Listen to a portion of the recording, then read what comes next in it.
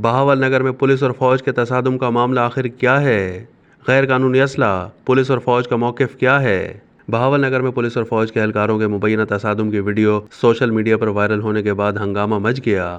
10 April کو کئی videos social media پر viral ہوئیں جن میں فوج کی وردیوں میں ملبوس افراد کو بہاول نگر میں مبینہ طور پر پولیس اہلکاروں کو مارتے ہوئے دکھایا گیا۔ ایک ویڈیو میں ایک شخص کو زمین پر بیٹھے ہوئے دیکھا گیا جس کی ناک خون آلود تھی۔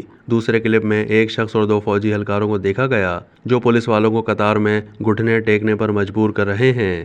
کچھ سوشل میڈیا صارفین نے دعویٰ کیا ہے کہ یہ واقعہ پولیس اہلکاروں کی جانب سے ایک فوجی کے رشتہ دار سے غیر قانونی اسلحہ برآمد کرنے کے باعث شروع ہوا۔ اب سوال یہ پیدا ہوتا ہے کہ واقعے کی وجہ کیا بنی؟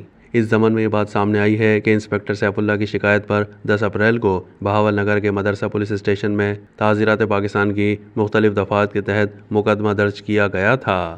انسپکٹر سیف اللہ نے 8 اپریل کو درج ایک FIR کا حوالہ دیا جس کے تحت سابق SHO رضوان عباس، اسسٹنٹ سب انسپکٹر یعنی ASI محمد نعیم اور کانسٹیبل محمد اقبال اور علی رضا نے اس میں نامزد 3 افراد کو بغیر تفتیش گرفتار کیا اور 24 گھنٹے گزرنے کے بعد بھی انہیں مقامی مجسٹریٹ کے سامنے پیش کرنے میں ناکام رہے تھے۔ نئے SHO نے کہا کہ قانون سے آگاہ ہونے کے باوجود چاروں اہلکاروں نے اپنے اختیارات کا غلط استعمال کیا اور اپنے فرائض کی انجام دہی میں کوتاہی برتتے رہے، اس طرح کیس کو غلط طریقے سے ہینڈل کیا۔ 8 اپریل کی جس FIR کا حوالہ دیا گیا تھا وہ ASI نعیم کی شکایت پر مختلف دفعات کے تحت درج کی گئی تھی۔ ASI نعیم نے بتایا تھا کہ وہ دیگر پولیس اہلکاروں کے ہمراہ گشت پر تھا کہ 2 افراد پولیس پارٹی کو دیکھ کر فرار ہوئے۔ انہوں نے بعد میں ایک شخص کو گرفتار کر لیا جس کے قبضے سے پستول بھی برآمد ہوئی۔ اہلکار نے بتایا کہ زیر حراست شخص بندوق کا لائسنس پیش نہیں کر سکا اور فرار ہونے والے شخص کا نام لیا۔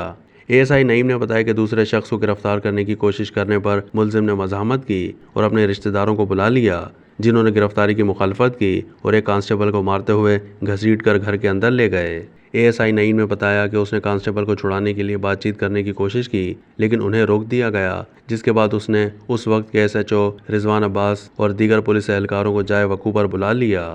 اہلکار نے مزید بتایا کہ پولیس افسران نے ان افراد سے دوبارہ کانسٹیبل کو چھوڑنے کا کہا تو وہ تشدد پر اتر آئے۔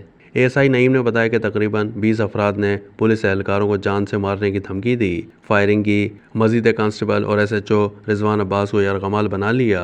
ASI نعیم نے کہا کہ بعد ازاں اس نے مزید پولیس فورس بھیجنے کی درخواست کی اور بالآخر یرغمال تینوں پولیس اہلکاروں کو بازیاب کرا لیا گیا۔